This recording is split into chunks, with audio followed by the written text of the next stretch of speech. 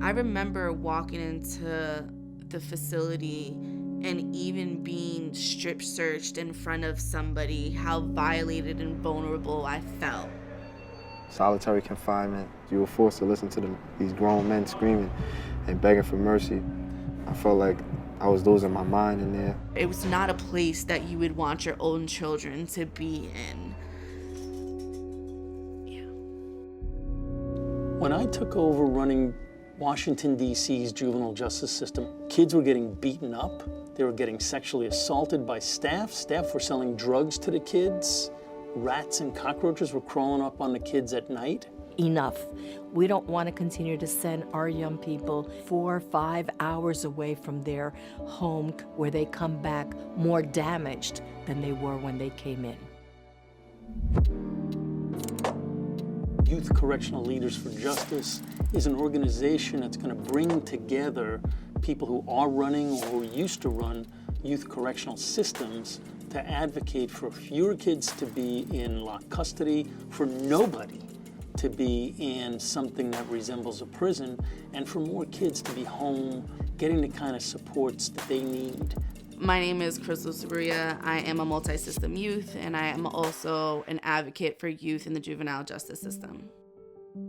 You know, when I found out that I was gonna be in the juvenile detention center for so long, it was really crazy to me because I really thought that somebody was gonna look at the reasons behind my behavior, right? My mom had just passed away. I didn't have no supports, right? My father's not in my life. There was no real reason why they were holding me.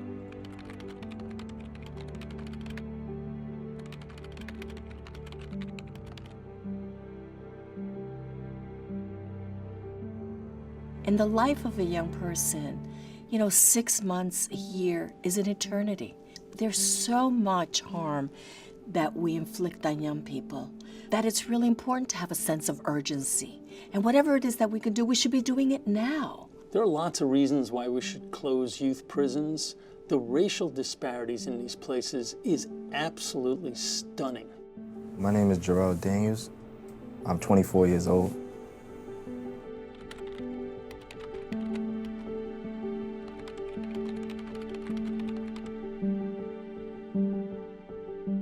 It's like another form of punishment for not just the person that's incarcerated, but the people that are going to see them.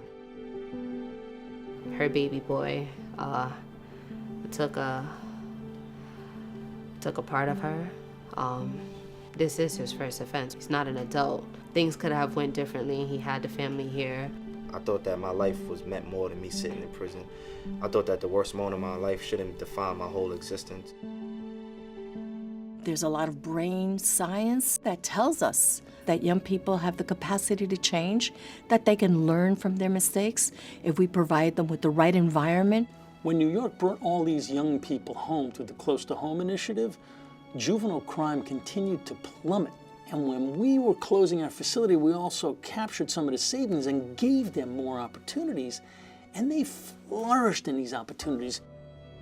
I'm proud of you.